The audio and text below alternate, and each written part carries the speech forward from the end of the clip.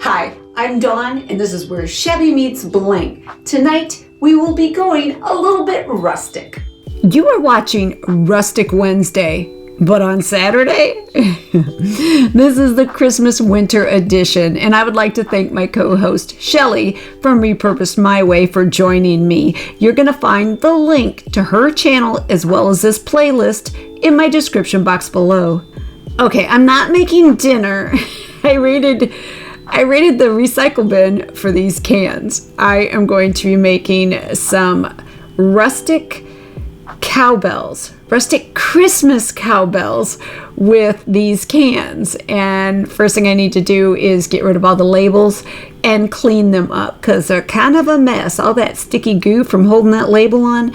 So once we get them cleaned up, then we are going to drill some holes in the bottom. This one I've already got ready to go, and it has to have a hole in the bottom because it has to hold the ding-a-ling inside. You know, the part that makes the noise. I know it's called a clapper, but isn't it much more fun to say ding-a-ling? It surely is.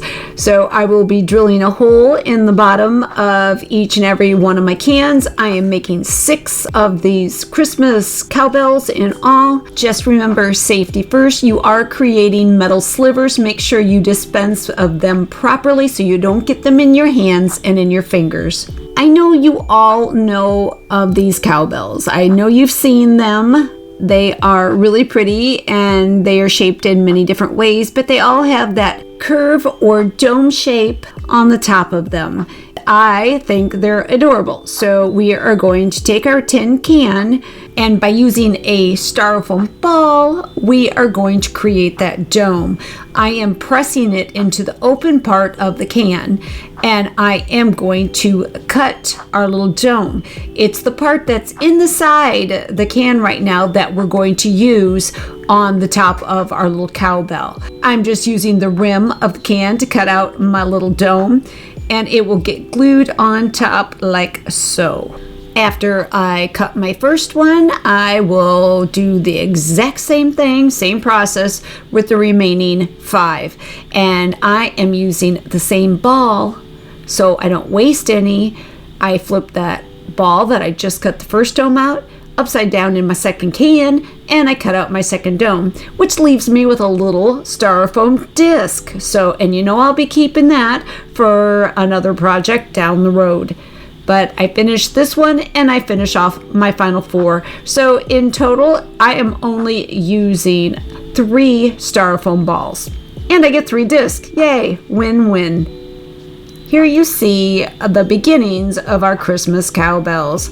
Now to add our ding-a-ling, our clapper, I am going to be using fishing line and fishing sinkers to make the little doodad that goes inside the bell that makes the noise. I am threading in some of the fishing line down through that hole that we drilled. I will add the sinker to it, and then I am going to take the fishing line and bring it back up through the inside through that hole through the top of the can. Make sense? Okay. Hope so. Once I have both the ends of the fishing line up through the bottom of the can, through that hole, I will cut off the excess, and I am going to create a knot so it cannot fall back through. Just make sure that your little clapper, your little ding-a-ling, is low enough that it can hit the side of the can. If it's up too high, it's not going to reach the side of the can to make that cowbell noise. Make sure your knot is tight, but not too tight that it's going to be so small that it will fall back through that hole in our can. After my first can is complete, I just work my way all the way down the line until I have all 6 cowbells ready for the next step. To make sure that fishing line never falls through the top of the can, I am threading through a piece of wire that I have cut the same diameter as our can, double checking to make sure that we still ring And then I will hot glue at a low temperature because I don't want to melt my fishing line. I hot glue my fishing line and my wire to the top of the can. After my glue dries or cools, however you want to look at it, I will cut off the extra fishing line. Then I work my way all the way down through the other 5 cans, doing the exact same thing. Always making sure to double check that they will still ring, because I do want them to have that cowbell sound. Now it's time to add the domes to the top. I am using hot glue to do this as well. I need to make sure they sit flat on the top of my can. So I'm going to use my sanding block to not only flatten the bottom of my dome, but it is also going to be used on an angle to create a divot, a little trench, to accommodate my metal that I glued onto the bottom that's holding on the dingling. Once I know my styrofoam ball will set flush to the top of my can, I am running a bead of my dimensional paint along the perimeter of the can. This is going to act almost as a caulk. So as I glue down the little dome and push it down, if there's any gaps in between the styrofoam and the can, this will fill that void. After my first dome is glued on, then I continue as before with the other remaining 5. Our Christmas cowbells are not completely round at the top. So after they're glued and secured, I am flattening the top just a little tiny bit by rolling it on the top of my work table. Styrofoam in no way looks like a metal bell. So we need to solve that problem. And this lightweight spackling is going to take care of that. I am going to take the lightweight spackling and I'm going to fill all the teeny tiny pores in my styrofoam domes. I finish all 6, I sit and let them dry, and then I sand them smooth. Once I've sanded them, if there's any more imperfections I need to fill, I do so. I let them dry and sand again. Then I am going to coat the entire thing, the dome and the can, in a coat of matte Mod Podge. Now, if you look at the can, it just looks funny with styrofoam on top. You can tell it's 2 different types of substances.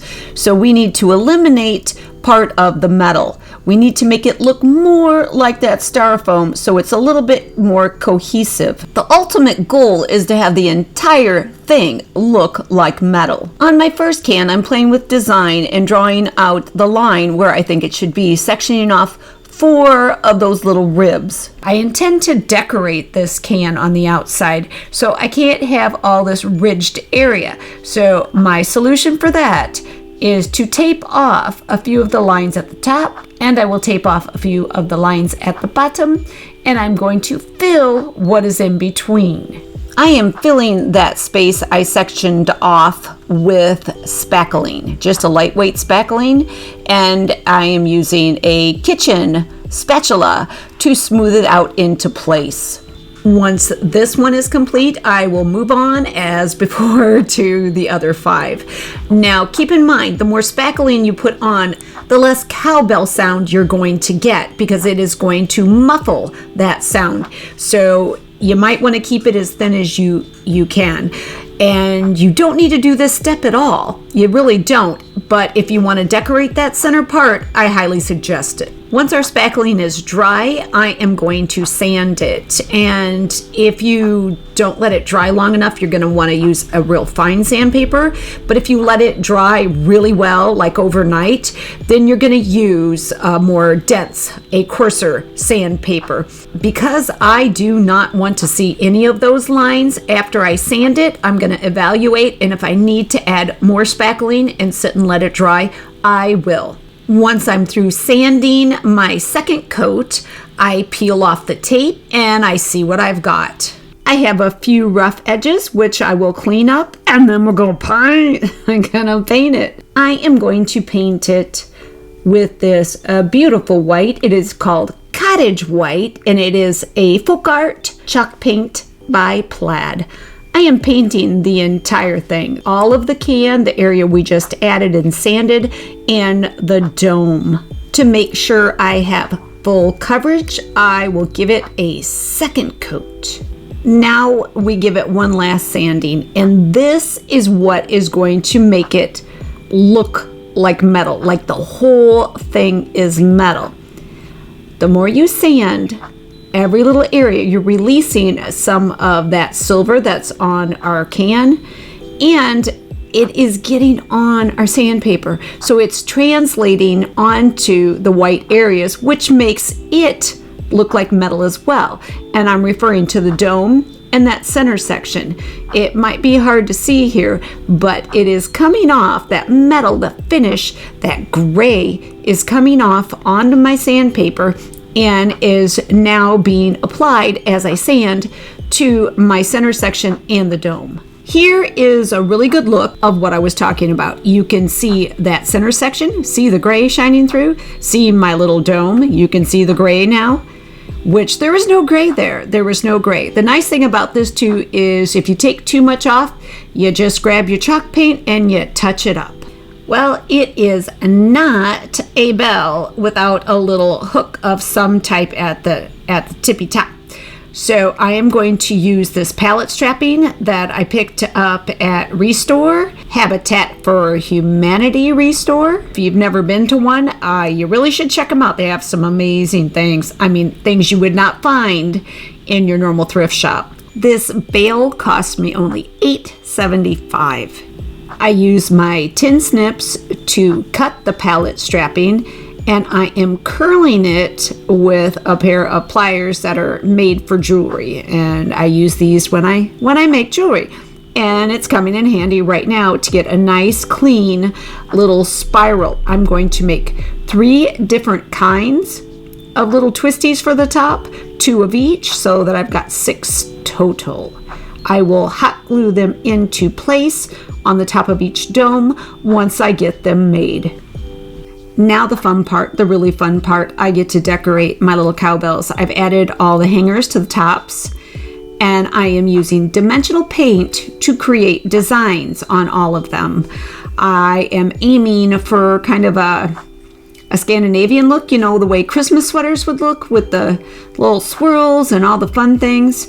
Right here, I am making a flower. I've added a center dot and I have surrounded it by other dots, and I'm taking my toothpick and I'm drawing the outer dots towards the center. You can see the little flower just forming right before your eyes. It's like a magic. Now you could leave these as is. They look pretty cool just like that, but I am going to decorate all of them. On this one, I'm going to start by adding a little bit of a border all the way around that speckled area that we created. I will do this in sections so that way I have a better place, a bigger place to grip the bell as I'm working. So a little bit at the top and a little bit at the bottom.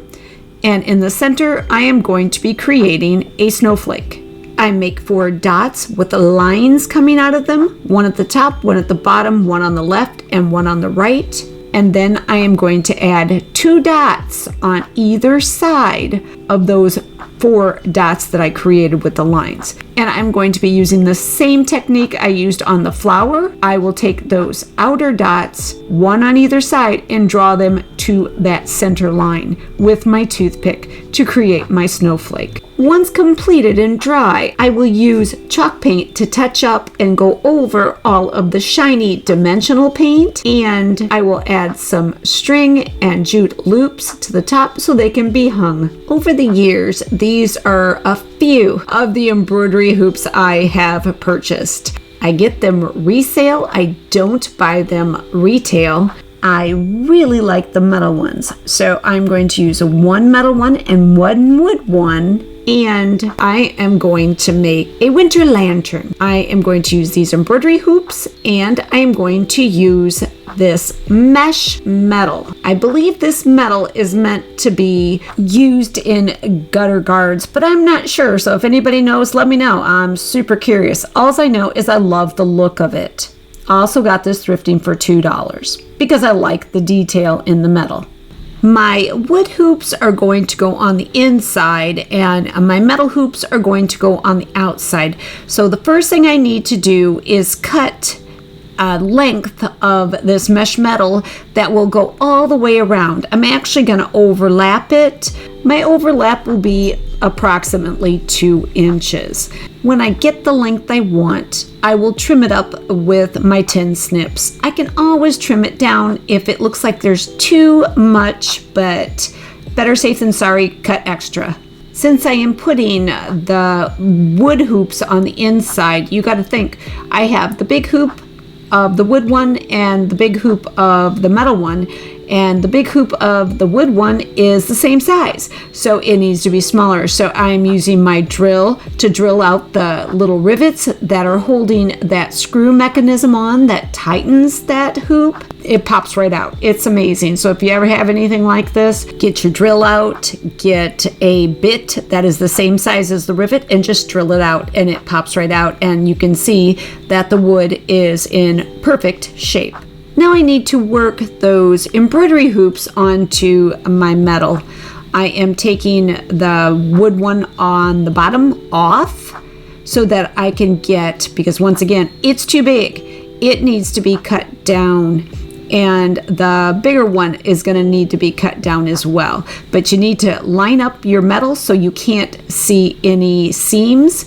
It's amazing how well it lines up, but it takes some work because there is a difference in the size. And how cool is the smaller hoop? It actually has cork on it.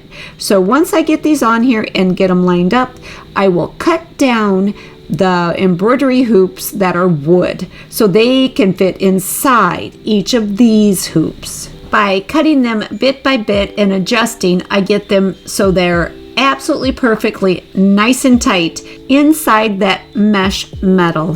This is what they look like once they're both inserted.